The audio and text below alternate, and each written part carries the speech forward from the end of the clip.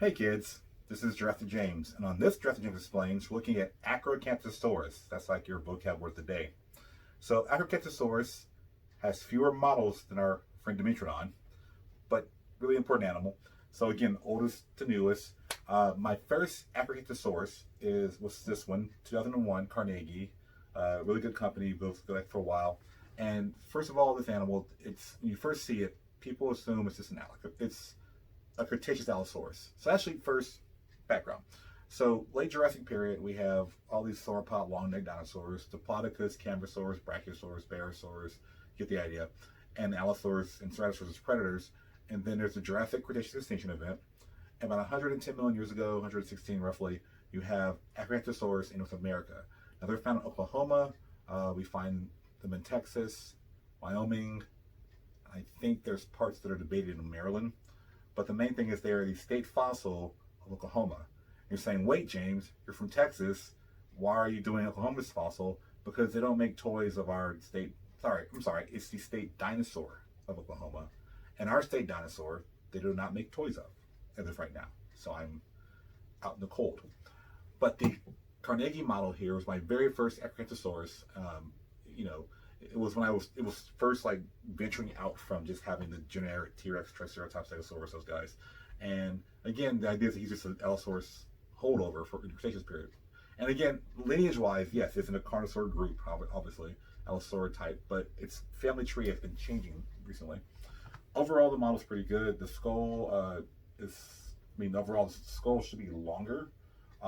It's more truncated here. It's pretty, and it should be more narrow. If you ever see an acro skull, it's very.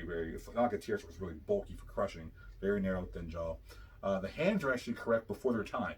And what I'm saying is, a lot of times you see the Jurassic Park arms on mini toys, and they have them actually doing this correctly, which is something that palm to palm. I would say good dinosaurs do little high threes, mini predators. And this guy actually has the palms correctly. The feet are pretty good. 3 toes in the front, the little dew claw in the back. I always ask kids, how many toes do like these dinosaurs have? And they always say 3. So no, they have 4. The 4th toe is a little dew claw, like a dog on the side here. But the tail's pretty good. And that's one thing. One of my big complaints is that a lot of times in these models, the tails are very, very short compared to what they should be. It should be more bulky though, based on muscular attachment points. But overall, it's a good length. And also, you're seeing the stands. It's kind of the tail's kind of balancing, which is the great engineering problem of any toy maker for predatory dinosaurs. How do you make them stand up properly? Which is a testament to how they can stand in their design. But the main thing you're looking at here is that it has the tripod. Now, in 2012, I believe, this is my Safari, and I understand that Carnegie, I think, was bought by Safari or something like that. But this guy, when I bought this, is my upgrade. This is my new car kind of thing, and it has the right hands. The skull's great. The sail on this back, I say sail. It's not like the Metron with an actual sail. There's these long neural spines. So again, if you touch your back, you see little bumps there on your backbone. It's called neural spines. On these guys, they're like that big. So they're like that, like this. I mean, I'm half a human man torso. And these guys have this, it's thought to be either a small sail or a hump there. The tail should be bigger overall, but 3 toes in the front, dew claw on the back, palm to palm. Good model, good story. Really good. I mean, I was very proud of this one.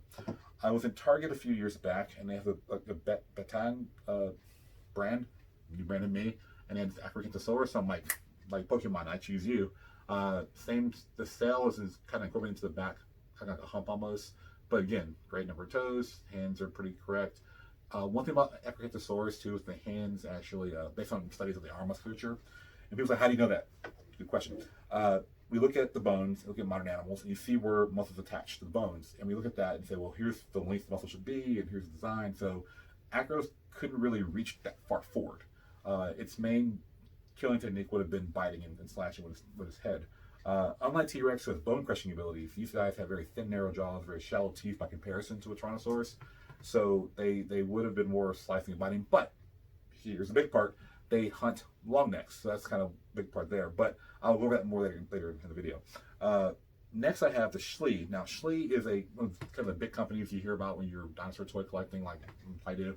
Schlee, this guy isn't like bad, but he's not great. So what I'm saying is that the skull, I mean, this is like an Allosaurus really with a cell on its back. And even then, a bad Allosaurus with a cell on its back. The skull should be way more narrow, more like, like that, and deeper that way. The ridge on the eye is pretty decent. They do have some kind of little ridge there. The teeth are nice. The hands are palm to palm. I have to give them credit there. That's a big deal. Toes are correct. You have three. Oh no, we have three in the front and none in the back. So we went backwards here for a bigger, more expensive model. And of course, they went with the old school like tail dragging design, which is like, I bought it because first, dinosaur, obviously I have an addiction, but also I bought it because it was my first large acro, because this is an animal that's like 38 feet long. So, really important to me in that way. But again, it was not the most accurate model, but again, it was the biggest one I had at the time. But then the great people at Papo came along and said, how about this? And this guy is, to date, my opinion, my humble opinion, the most accurate acro for sale. The skull is great, the teeth are great, the hands, the feet, the tail, everything's great. The sail looks here. I mean, so this part here is highly debated anyway. So I mean, I know it did have a blunt ending, so whether the spikes are there or not, that's questionable. But overall, this is a great model. To solve the problem of walking on two legs and having a weird shape, it is doing like a, it's like doing football like that, I'm not a sports guy. So, but the idea here is that this has all the parts. It's like, if I do a talk, I'm bringing this guy for acro. He's going to be a good model. But again, toy company's got a toy company, and you do a repaint. So same exact mold, just repaint. The jaw articulates. So thank you, Papo. That probably costs extra. Again, me as a kid, I would say, and generally speaking, when I was a kid, I would watch Discovery Channel. Back when Discovery Channel played documentaries on like animals and stuff, and I would base what the scientists couldn't say in paleontology, I would add the biology stuff. So for me as a kid, this would be the female and this would be the male, because usually in many bird species, the females are less colorful, they blend into the environment, they try to hide from their young, and the males are all broad and showy, We as humans are weird. We expect the women to be more attractive than men. That's kind of unusual. But in animals, the females should be hiding from predators, or at least blending in better. So these guys are great. Narrow skull, great teeth, great hands. Oh my goodness, the texture. That's right, calm down. So anyway, now, I mentioned this earlier about the ecology of the animal. It lived with sauropods. There's a place called Glen Rose, Texas. Go there before you die, if you're in the Texas area. And there's a park called Dinosaur Valley State Park, where there are three-toed tracks of what we thought or believe are Acrocanthosaurus. Say it slower. The fun thing about this is we have not, paleontologists have not actually confirmed that the footprints there are acro. It's just that in the early Cretaceous North American central to east coast side, this is only like large predator known. So we're like, we see footprints, we see this big guy, like the shoe, it matches, yeah. But the idea here is that you can go there and see these footprints in the rock in this park, state park, and there are these sauropod, long-neck footprints called Sauroposeidon now. And the big question was, are they hunting or not? There are many sites where you see papers and stuff on this about how they're walking. You see the sauropods are all walking in one direction and the predators are following them. And the question is, well, how do you know for sure they're actually following them? Are they walking different times? Some of the early papers, it was named in 1950. Some of the early, Acrocanthosaurus, the genre, was named in 1950, officially. So there's papers later on that kind of show hunting techniques, possibly that one may have walked on the side of a sauropod and jumped and bit it. So, and the big deal with that idea alone was these large predators were not assumed to be carnivore predators. I mean, I should say it this way. These large carnivores were not assumed to be predators. So to have a site where the animal was following the prey and maybe pivoting it after it, that indicated that they are actually actively hunting their prey, which was an old argument, but like Jack Horner brought it back with T-Rex. So that's gonna be a fun video one day. But anyway, so acros. So who are his neighbors? Who's living with him in North America? Well, there is this really fun dinosaur that no one knows exists except for diehard paleontologists called Tenontosaurus. Tenontosaurus is known for being the favorite food of Deinonychus, the raptor, and many museums will show these two together. In Houston Museum, they're actually like lining up to fight, or at least lining up. These are not to scale, but the idea is that they're contemporaries. the sauropod called Sauroposeidon, which is like a Brachiosaurus type. So let's just use that guy for a model, even though he's based more on a Giraffatitan type of point. And of course, last but not least, iguanodonts. As far as toy making models available, these guys are kind of its contemporaries. This is a neighborhood. So you can actually see tracks of the predator, we think the predator, and a long neck walking the rock.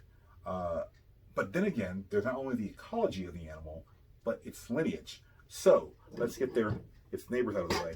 So where does this guy fall in? Well, I told you earlier that it's considered to be a holdover Allosaurus. And if you don't know who Allosaurus is, shame on you. He's like the most famous theropod next to Velociraptor and T-Rex. But Allosaurus, there's so many. I have so many Allosauruses. I have an addiction to Allosauruses. There's so many. Let's get that guy there without the whole Jenga thing falling apart. So Allosaurus is Jurassic form. You say, well, who's this? So this is what Safari. So let's just go with Safari. So you can see, like, not to scale. It's a little bit bigger. Same kind of overall design. But in truth, new papers have shown that Acro is a group called Carcharodontosaurus. Like, who are they? What's going on there? In North Africa, living with Spinosaurus, there is a predator named Carcharodontosaurus. And he or she, it's right here. This is found in North Africa. There's another cousin, I say cousin because they're my sister, named in South America called Giganotosaurus, which people often mispronounce as Gigantosaurus. It's actually Giganotosaurus. It's giant southern lizard, not just giant lizard. He's Acro's cousin in South America. And there's one more that's underappreciated. There he is. It's called okay, well, we had a dinosaur slide. Called Concavinator from either Spain or Portugal, the Iberian Peninsula. Go big. So these guys, with Acro, among others, are the Carcharodontosaurus group. And they have been kind of pulled out of the Allosaurus. Now, obviously, the Allosaurus lineage may have developed into these guys, but they are now their own kind of group. And like I said, this is their North American cousin, basically. And that's where he falls in the family tree. So that's Acrocanthosaurus. Do know I put Jurassic James Explains Acrocanthosaurus 1 because I might do a 2 one day, depending on how I feel, or if I find more research. That's why it's happening. It doesn't mean 2's coming out like next week. It just means that there will be more information on this animal. And with that being said, I will see you later.